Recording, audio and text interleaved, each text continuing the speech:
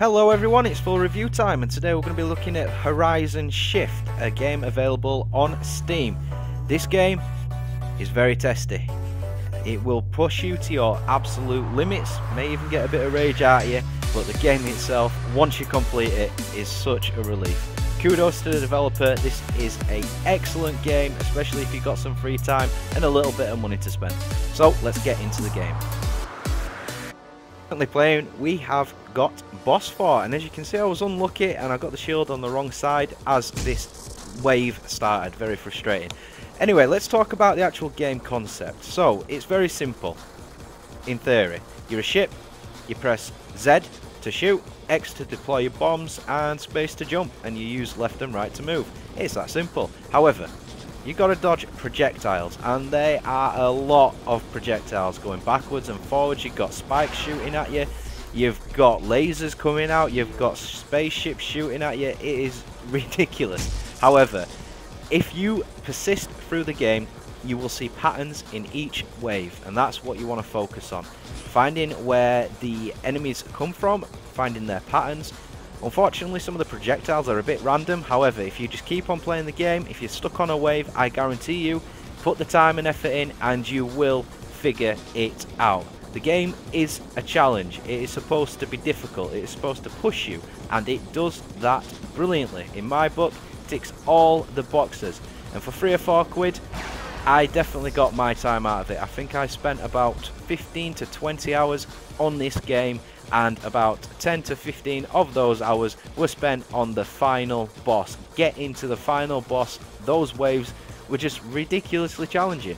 But again, I liked it. They didn't make it easy for you. They pushed the limits of this game and they made it very difficult for you. So this boss here is very similar to the first boss in terms of the patterns that it has.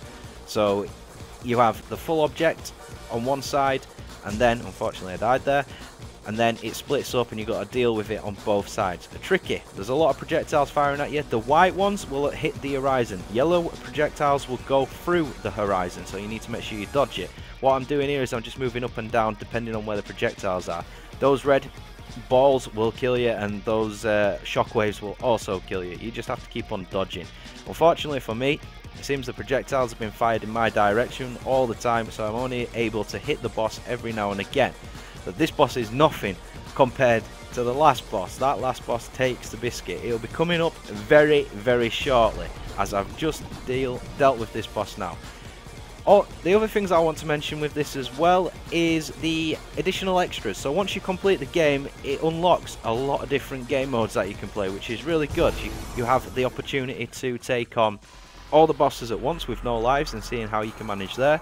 You have the opportunity to do a tournament mode, which I will show you at the end. That is ridiculous. If anybody does that, congratulations. Basically, you have no lives. You have a fully updated ship, so you have your power and your speed. However, it is 2 times speed. The speed of it is ridiculous. You'll see coming up. So here we go. We've got the final boss, a spaceship. Now, this boss has several phases. It will start shooting crap at you, and once you get past that bit, it'll put its shield on, and then you have to fire the balls at it. Now, in the second phase, it's shooting at you. I made a stupid mistake there. So you got to drop these projectiles. You got to dodge the lasers.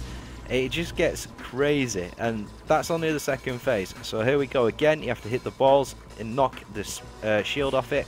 If you miss the ball, it'll drop into some spikes, and it's just ridiculously hard. Getting to this point though, that is the challenge. Waves 29 to 34, my god, were an absolute nightmare. Again, it is meant to be difficult. As you can see, look at this.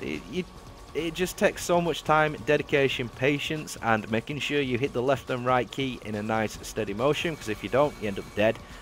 Like I say, the game is a lot of fun if you can get past the point of trying to break your keyboard or your mouse, depending on how many times you have attempted the same wave over and over again. It gets very, very frustrating, but I still enjoyed it. It was enjoyable. So we're at the final stage now. We've still got a shed load of projectiles, and he's also firing the balls at you as well, so you have to dodge the spikes. You can get a couple of hits on if you manage to knock a spike up, since you've got the line there. And there you go. So this is the final bit, the extras. You've got all these extra modes that unlock: the boss challenge, free run, shift out, and tournament mode. I'm going to show you tournament mode. This is nuts.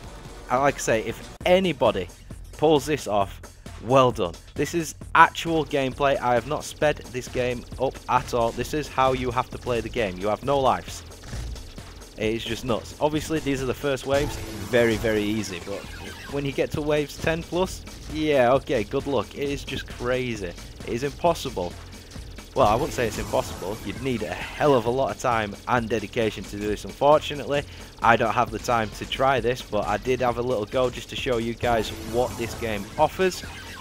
And it's just crazy. Look at this, it's so fast. I mean, it is hard enough trying to dodge. Just imagine trying to get to the final boss at this speed with one life and doing it flawlessly. It's nuts. It is really, really nuts. So, all in all, the gameplay, brilliant. The actual game concept, brilliant. Simplicity, but very complex. It's a very addictive game, and it will drive you crazy, but you will love it at the same time. So the developers have done a very good job here, and for a very cheap price of £3 to £4 on Steam, you can't really complain. You can't get much better. Also, once you complete the game, I recommend you watch the credits, because there's a bit of fun in there.